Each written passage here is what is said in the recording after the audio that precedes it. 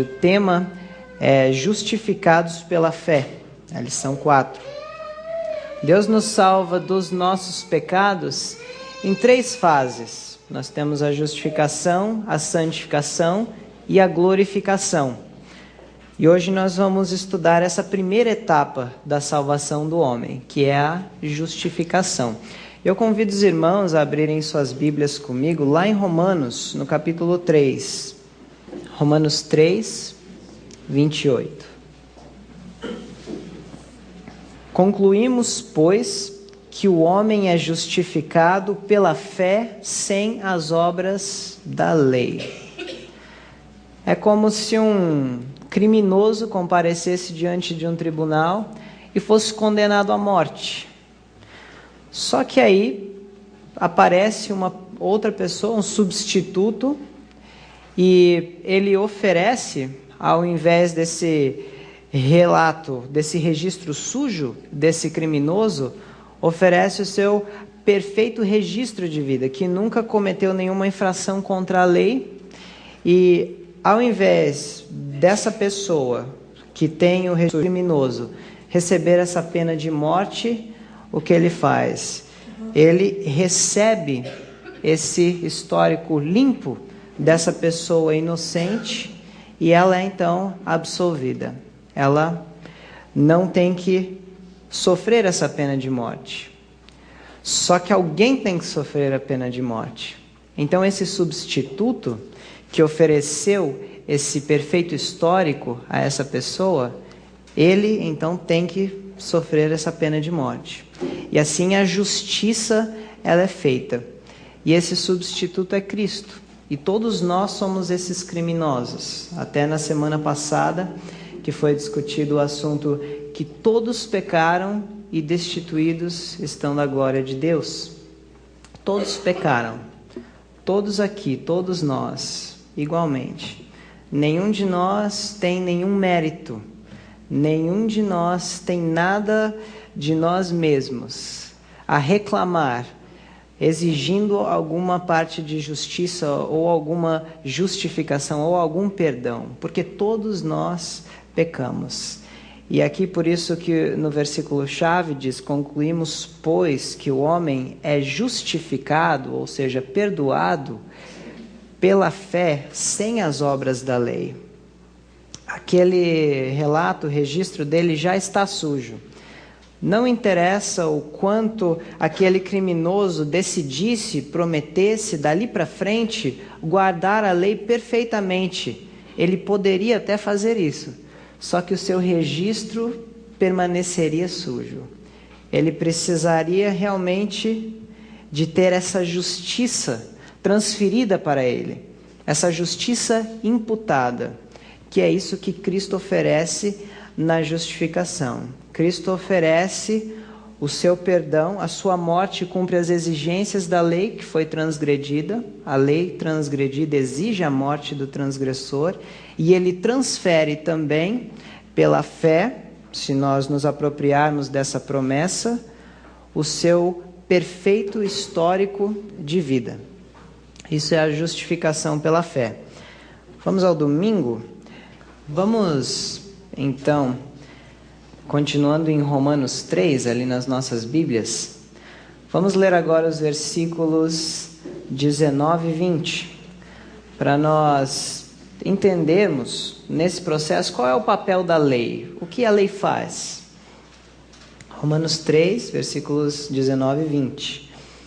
A Bíblia diz: ora, nós sabemos que tudo o que a lei diz, aos que estão debaixo da lei o diz, para que toda a boca esteja fechada e todo mundo seja condenável diante de Deus.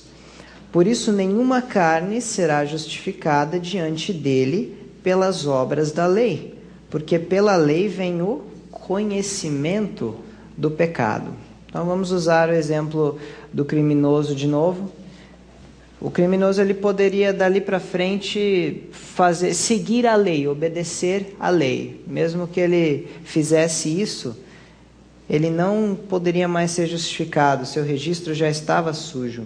A lei em si, ela não salva. Por isso que nós lemos aqui que nós somos justificados pela fé sem as obras da lei. Mas a lei faz o quê? Isso, ela nos mostra o pecado.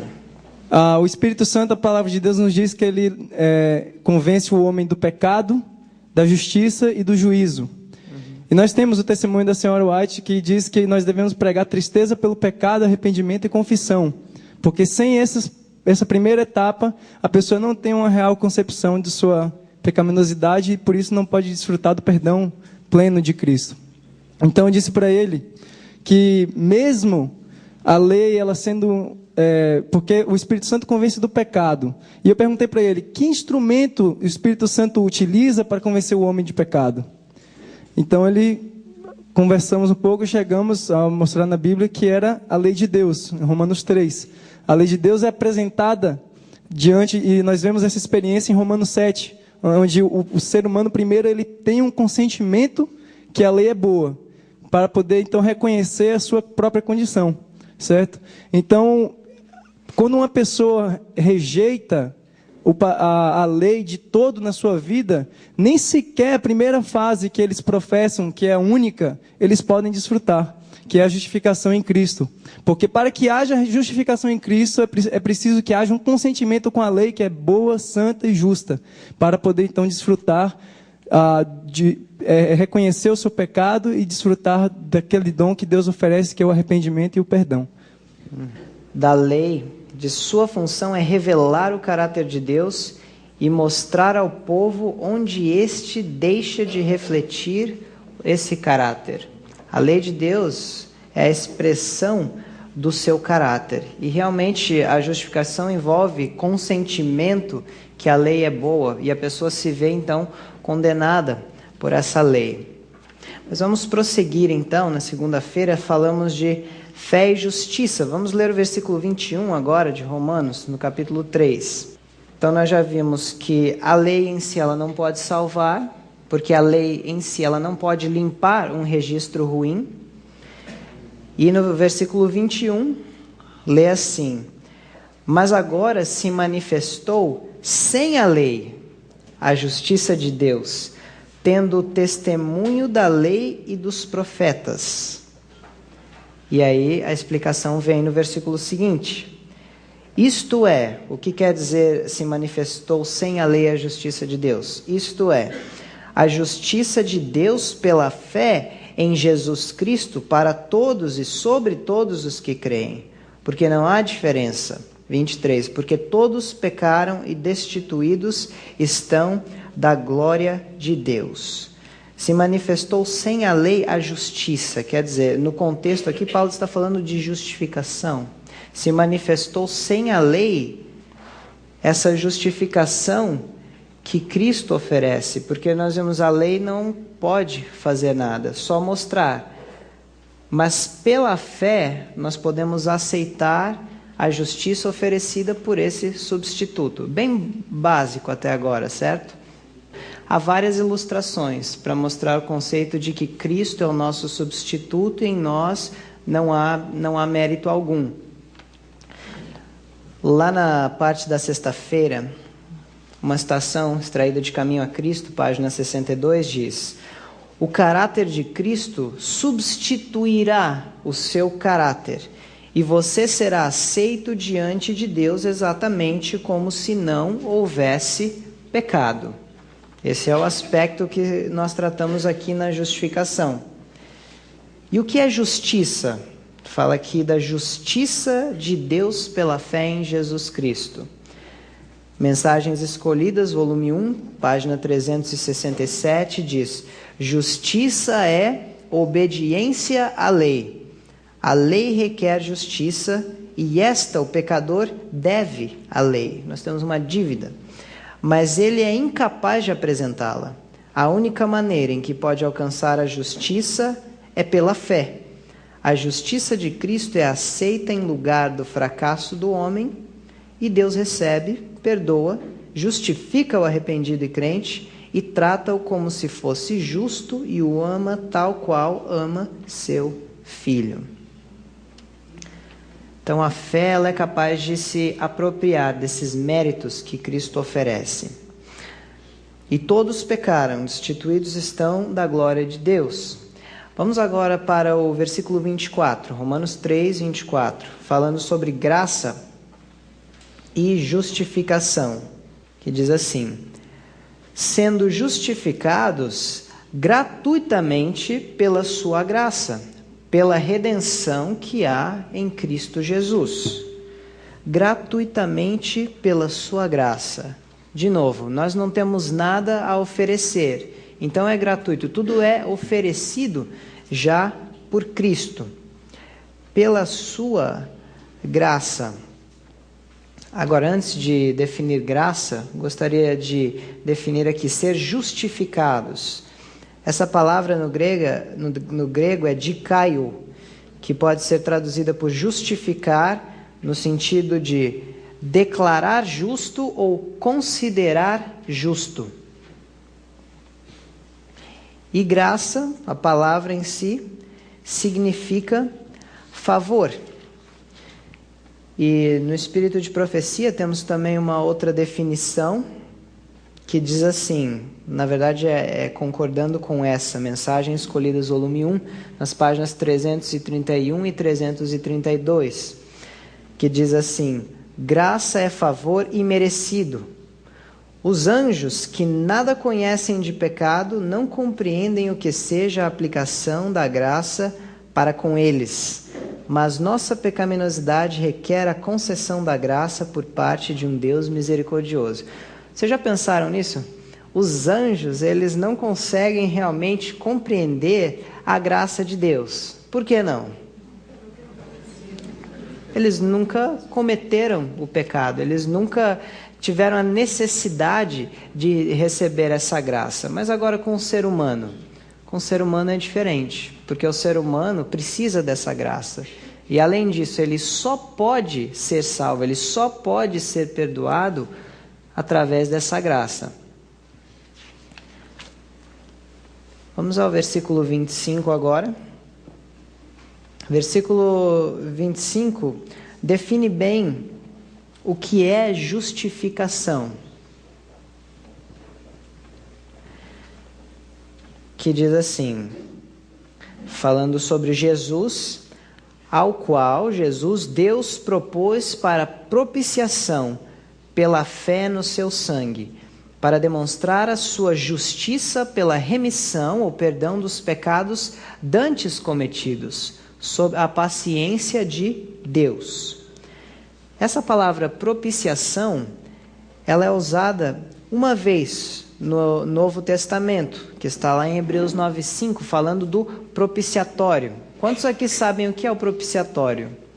Propiciatório era, como nós podemos dizer, é a tampa da Arca da Aliança. O propiciatório. Então, como assim Deus propôs propiciatório para a fé no seu sangue? O que isso quer? Qual era a função ali do propiciatório? Que o sangue era aspergido lá, é verdade. Agora, é interessante nós entendermos propiciatório, por exemplo, em inglês é chamado de mercy seat, como se fosse o trono da misericórdia. E acontecia que no serviço do santuário terrestre, o sangue do animal tinha que ser aspergido ali em cima daquele propiciatório. Por quê? A lei, ela estava dentro da arca. E uma lei transgredida, ela exige o que do transgressor? Exige a morte. Então aquele sangue era aspergido lá no propiciatório, representando o quê? Que alguém morreu. E esse alguém que morreu por nós é Cristo. Então Paulo usa essa figura do santuário para representar a sua justiça. Sua justiça como? Pela remissão dos pecados dantes cometidos. Justificação é, eu venho contrito a Deus, eu peço perdão a Ele, e eu confesso especificamente os meus pecados, como diz lá em Levítico 5:5, e quando eu confesso especificamente, peço perdão em nome de Jesus, pelos seus méritos somente, eu recebo o perdão dos meus pecados. Quais pecados? pecados passados. Será que eu posso fazer como um tipo de indulgência? Será que eu posso pedir a Deus perdão pelos pecados que talvez eu venha a cometer hoje ou amanhã? Não, segundo a Bíblia, não. Segundo a Bíblia, a justificação é a demonstração da justiça de Deus pela remissão dos pecados dantes cometidos, sob a paciência de Deus. Nós vamos ver daqui a pouquinho sob a paciência de Deus. O que isso significa? Diz assim: Satanás acusou Deus de pedir da raça humana mais do que ele próprio estava disposto a dar. E a cruz refuta essa acusação. Quer ver? Vamos ver nos versículos 26 e 27. 26 primeiro. Diz assim: para demonstração da sua justiça neste tempo presente, para que ele seja justo e justificador daquele que tem fé em Jesus. Há uma transgressão, um pecado. A lei, ela exige justiça. Cristo dá a sua vida e cumpre com os reclamos daquela lei. A lei, ela pede a morte do transgressor. Cristo morreu por nós como nosso substituto e justificador. Ele ainda, além disso, ele viveu uma vida perfeita e ele transfere esse histórico dele. E com tudo isso em mente, o apóstolo Paulo ele faz uma pergunta para a nossa reflexão, que está lá no versículo 27, que diz assim: onde está logo a jactância? O que é jactância? Orgulho. Onde está o orgulho? É o que? É excluída a jactância. Por qual lei? Das obras? Não. Por que não? Porque não importa o quanto eu obedeço, quanto eu seja justo daqui para frente, não adianta, eu preciso de alguma coisa, de alguém para perdoar, para limpar esse registro sujo do passado. Mas pela lei da fé, simplesmente confiando e aceitando o que Cristo ofereceu, o que Cristo fez lá na cruz do Calvário. Lembrando que nós estamos falando só da justificação. Mas agora pensando nisso, será que às vezes nós não agimos com jactância? Quando eu sou duro demais em condenar um erro de um irmão, quando eu realmente uso uma medida muito pesada quando eu vejo um irmão errar, quando eu fico assim muito indignado e eu falo como se eu não cometesse nenhum erro. Às vezes nós agimos assim, não agimos? Pelo menos é uma tendência do homem. Nós, pela graça de Deus, não devemos agir assim. Mas uma pessoa que age assim, por exemplo, sempre olhando os erros dos outros, sempre caindo em cima, condenando, isso mostra o quê? Ela não entende que ela é salva pela fé, pela graça através da fé. Ela não entende, porque se ela entendesse, ela ia entender a própria culpa dela e como ela precisa da graça de Jesus para ser salva. Quando uma pessoa ela entende a graça de Jesus, a justiça, essa justiça que é demonstrada pela remissão dos pecados dantes cometidos sob a paciência de Deus também, ela vai compreendendo, ela vai demonstrar a mesma paciência para com o próximo.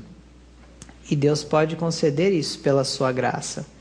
Então talvez se eu sou um pouco jactancioso, se às vezes eu me orgulho no meu coração de, talvez pelos padrões humanos, eu parecer estar um pouco acima de tal irmão X, irmão Y, isso significa que eu tenho que entender que eu sou salvo pela graça, mediante a fé, e não pelas obras.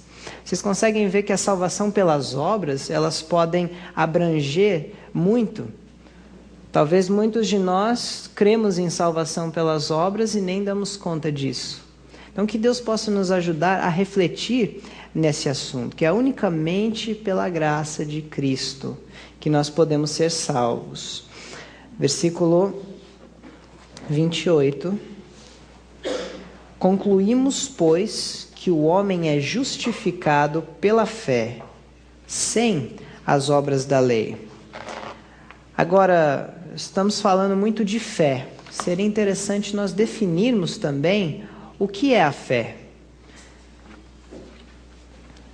Só ler algumas citações.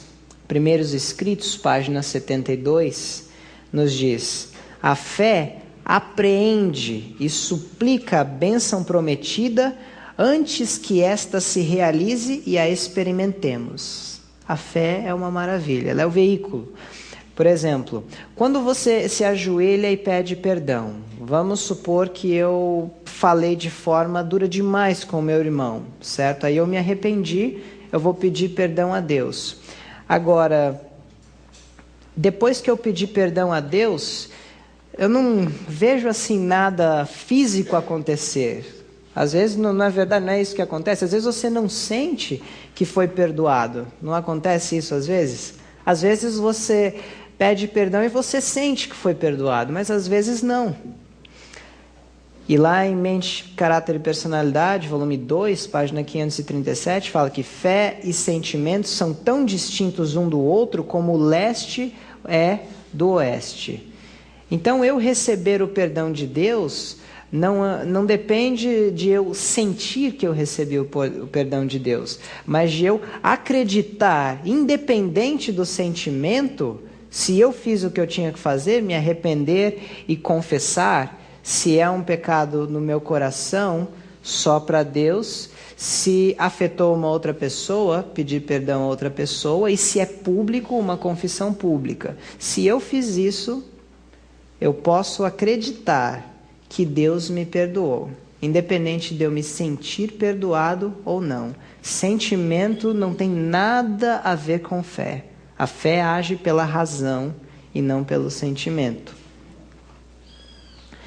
E a fé, aí a pessoa também pode fazer, fé é você se apropriar dessa justiça de Cristo e ficar grato por isso. Mas será que a fé acaba aí?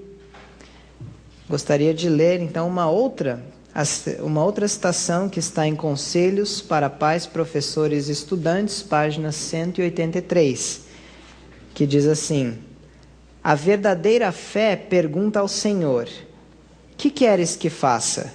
E quando o caminho é indicado pelo Mestre, a fé se acha pronta a fazer a sua vontade, sejam quais forem as dificuldades ou sacrifícios. A fé verdadeira, ela não só aceita o perdão de Deus, mas ela é 100% submissa à vontade de Deus. E é por isso que a salvação, a justiça pela fé, ela não acaba na justificação. A justiça pela fé, ela vai abranger uma outra etapa que nós não vamos estudar hoje, mas nas próximas semanas vão ser envolvidos aqui, que o autor vai comentar. Então entra também a fase depois da santificação. Eu gostaria de expandir um pouco mais o raciocínio de justificação. Porque será que justificação, ela acaba ali? É simplesmente uma pessoa recebendo essa declaração de justo e acaba por aí o perdão dos pecados passados? É interessante nós repararmos lá no versículo 25 o termo sob a paciência de Deus. Eu gostaria de convidá-los a ir lá para Romanos 2, versículo 13. Romanos 2, versículo 13, para nós vermos um outro aspecto da justificação. Romanos 2, versículo 13, diz assim: porque os que ouvem a lei não são justos diante de Deus, mas os que praticam a lei hão de ser justificados. E agora? Se nós não podemos, se a justificação ela não vem pela guarda da lei, por que aqui diz que aqueles que praticam a lei, eles hão de ser justificados? É interessante. Aí eu uso uma outra ilustração. Eu digo que o que nós estamos estudando até agora é equivalente a uma liberdade condicional, certo? Quando uma pessoa ela está presa e ela recebe uma liberdade. Só que é uma liberdade condicional. Ela não está totalmente livre. Eu sei que é uma ilustração pobre, mas para nós conseguirmos compreender pelo menos um pouco do que quer dizer aqui. Então ela vai, mas ela tem certas condições que ela tem que cumprir. E se ela passa aquele tempo de liberdade condicional, que eu compararia ao tempo de graça, nas condições que foram dadas a ela, então no final de tudo ela recebe aquela liberdade final. Ou seja, no final é que essa justificação ela é realmente concluída. Por isso que diz aqui, os que ouvem a lei não são justos diante de Deus. Não adianta só dizer, eu aceito que Jesus me perdoou os meus pecados passados. E você vive uma vida caindo nos mesmos pecados e pedindo perdão. Mas diz que os que praticam a lei hão de ser justificados. Eu gostaria de concluir analisando uma parábola para nós entendermos melhor esse conceito, que está lá em Lucas, no capítulo 13.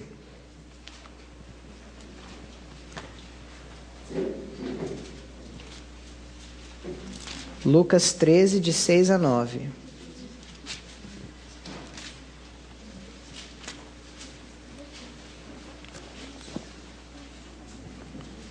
Que é a parábola da figueira infrutífera.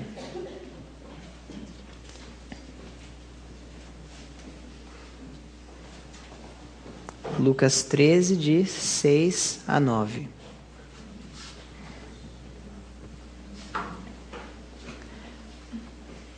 Que nos diz: e dizia esta parábola: um certo homem tinha uma figueira plantada na sua vinha, e foi procurar nela fruto, não o achando, e disse ao vinhateiro: eis que há 3 anos venho procurar fruto nesta figueira, e não o acho.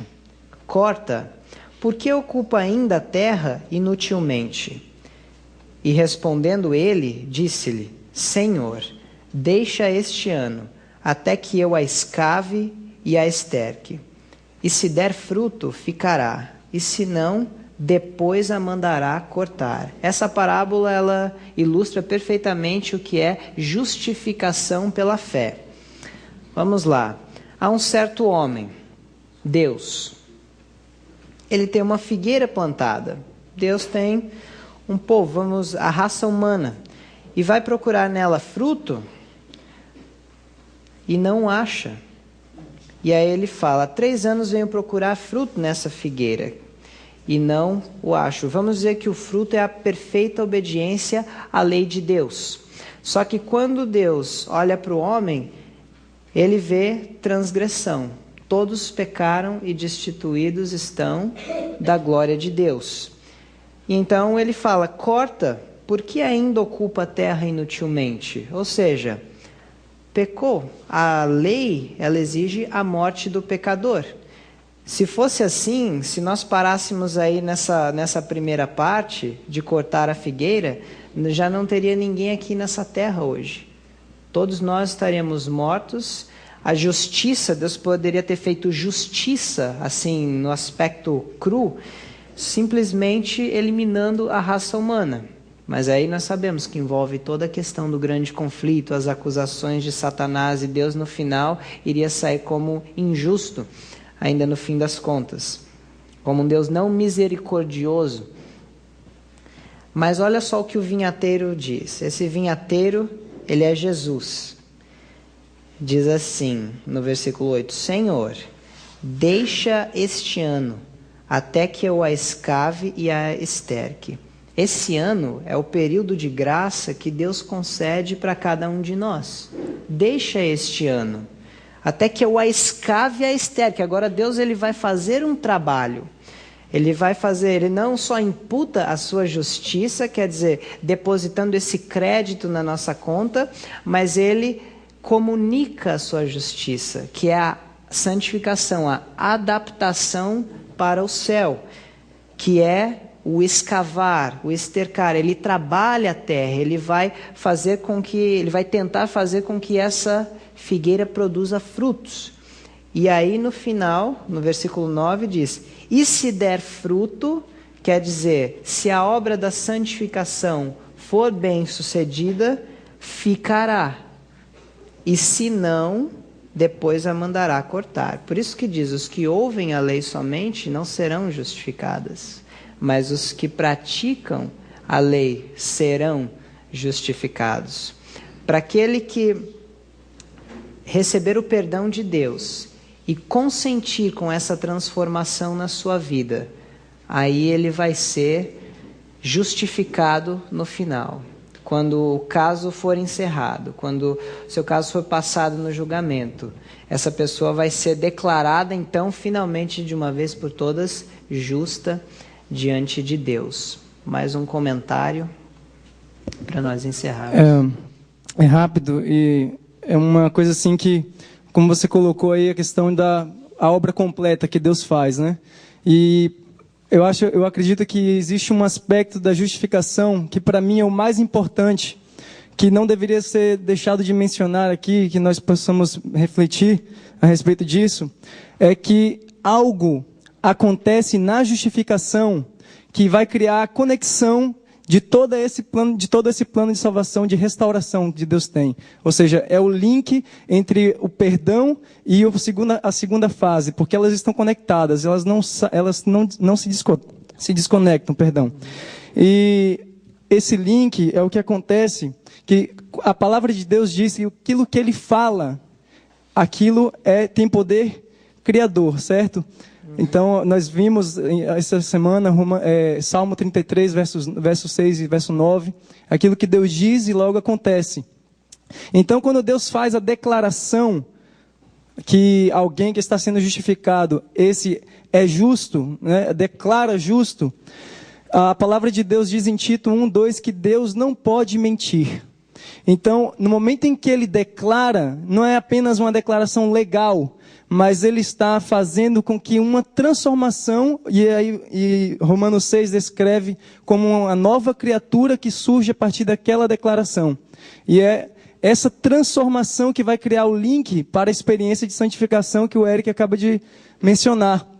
Deus cria novos gostos, novos desejos, novos impulsos, porque a compreensão do sacrifício que Cristo fez para justificar o homem e colocá-lo em uma nova vida, cria no coração da pessoa, através da gratidão e do amor que foi manifestado, o próprio amor. E aí nós vemos que esse novo coração que a pessoa recebe, já não tem o domínio do pecado sobre ela.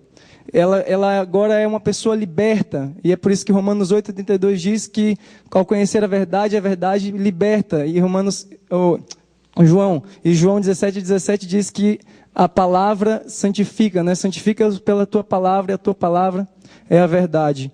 E nós vemos que algumas características desse novo nascimento estão descritas ali em Mateus 5. Ser manso, ser misericordioso, ter fome e sede de justiça, ou seja, a pessoa que nasce novamente, ela tem já o desejo, ela recebeu de Cristo nessa nova criatura, o desejo de buscar conhecer qual é a sua vontade e se harmonizar com ela. Então o processo de santificação está completamente dependente de uma verdadeira justificação, a justificação genuína.